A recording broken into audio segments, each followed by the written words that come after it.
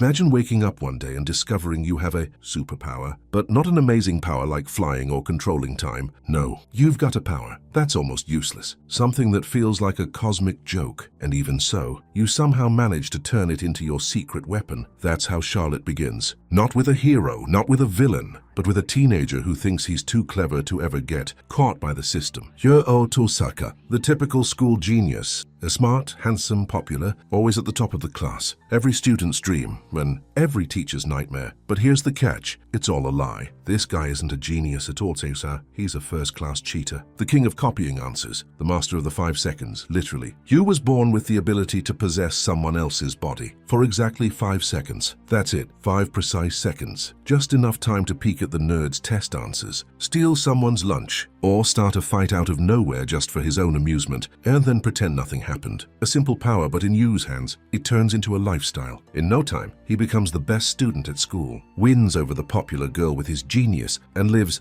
every lazy teenager's dream. Success without effort. But like every good anime story, life eventually comes to collect the bill. On an ordinary day, he gets called in to redo his last exam. Someone reported him for suspiciously perfect results. And that's when she appears, now Tomori, the mysterious girl with a camera in hand and that look that says she's about to destroy your reputation. She records the exact moment Yu uses his little power, and just like that, his secret is out. But now isn't just some random snitch. She has powers too. And more, she knows Yu isn't the only one. There's a whole group of teenagers across Japan awakening. Strange supernatural abilities, each weirder than the last. But there's a problem. These powers aren't permanent. They show up during adolescence and vanish in adulthood. And while they last, they attract dangerous attention. Scientists, the military, even the government. Now is the student council president at Hoshinumi Academy, a school built to protect these gifted teens. Basically, Hogwarts without the pretty magic and with more existential crisis. She forces you to transfer there and join the team that tracks down other powered adolescents. The mission? Find and hide these kids before the government does and turns them all into lab rats. The team is small but unforgettable. Doushin, the sarcastic strategic leader. Hyota, the arrogant newcomer who still thinks he's the protagonist of a cheating simulator. And Takaju, the human rocket. He phases through walls whenever he tries to teleport, usually ending up injured. Later comes Yusa, a sweet idol who serves as a medium for her dead sister. Misa, a foul-mouthed, fire-wielding troublemaker. Together, they form the Ability Hunting Squad, something between teenage X-Men and a supernatural recess crew. At first, everything feels light, funny, and full of small adventures. They help a boy who turns invisible by accident, a photographer who takes mental pictures of girls, basically the Google images of embarrassment, and a girl who causes explosions when she sneezes. Yu starts to change. The selfish trickster begins seeing the world differently. For the first time, he feels like he belongs somewhere. The student council becomes his new family. Now his new inspiration. But this isn't an anime built to keep you comfortable, and when everything feels stable, disaster comes without warning. Yu's little sister, Ayumi, awakens a new power, something completely unstable. During a breakdown at school, understandable, since she'd been bullied, the ground splits open and the entire building collapses. Under the rubble, Ayumi dies, just like that. And the once arrogant boy who laughed at others sinks into despair. Yu disappears. He spends days locked away, eating junk food, getting into street fights, destroying himself little by little. The perfect portrait of a broken boy, an entire arc dedicated to pain, and a reminder that, deep down, this story is about humanity. But that's when Nao comes back into the picture. She confronts him, provokes him, argues with him, drags him back to reality. She's the ninja therapist he never knew he needed. And with her help, Yu rebuilds himself. Step by step, he starts living again, and this time with purpose. On a later mission, Yu meets a famous singer, blind, but gifted with the ability to feel people's emotions through music. She sings for him, creating one of the most beautiful moments in the series, A Breath Before the Storm. The melody awakens something strange inside him. He faints and wakes up in a distorted dream filled with memories that don't seem to be his. And then comes the plot twist that changes everything. Yu learns he had an older brother, Shunsuke, missing for years, and this guy has the power to travel through time. Shunsuke has used this ability hundreds of times, trying to save people, trying to stop tragedies, including trying to save Ayumi, but the price was high. He lost his sight. Even so, he founded Hoshinumi Academy to protect kids like them. But there's more. Yu's true power isn't body possession, it's stealing others' powers permanently. He's the ultimate ability thief, the teenage all-for-one. And with Shunsuke at his limit, he entrusts Yu with the greatest mission of all, save as many powered people in the the world as possible. Yu goes back in time, prevents his sister's death, changes destiny. And for a moment it seems like everything will be okay. But peace in this story lasts shorter than an anime opening. He is kidnapped by a group that wants to exploit his ability. Tomori is captured. In the chaos, Yu is wounded in his left eye, losing part of his time travel capability. Even so, he sacrifices himself to save her. It's his full redemption. The cheater becomes a hero, but the story still has one last act. Yu decides to fulfill Tomori's dream, travel the world and steal every supernatural ability from every gifted person. Alive so no one ever suffers again, he leaves alone, becoming the one-eyed Shinigami, the hunter of powers. And each stolen ability weighs on him. Each memory erased pushes him further from who he once was. He forgets friends, forgets his sister, forgets the love of his life. And even so, he continues, the journey is long, brutal, lonely. Yu faces governments, armies, even his own fear. He goes from Japan to America, from Europe to civil war zones. He steals powers of healing, destruction, telepathy, illusion, until eventually he takes the final ability, the power of courage, and collapses. When he wakes up, he's in a hospital, exhausted, empty, with no memory whatsoever. But now is there. She holds his hand, smiles, and says, "You promised you'd come back to me." He doesn't remember, but something inside him recognizes her. A smile, a promise, and the world starts to make sense again, even if only for a moment. A bitter-sweet ending, tragic and beautiful. Because Charlotte was never about superpowers. It was about choices, about the weight of sacrifice, about what we're capable of losing to protect the ones we love. One power alone can't change the world, but together, empathy, love, courage, we can change everything. So share this story with someone who needs to hear it today, because Charlotte isn't just an anime. It's a warning, a reminder that even the smallest gift can be the beginning of something extraordinary.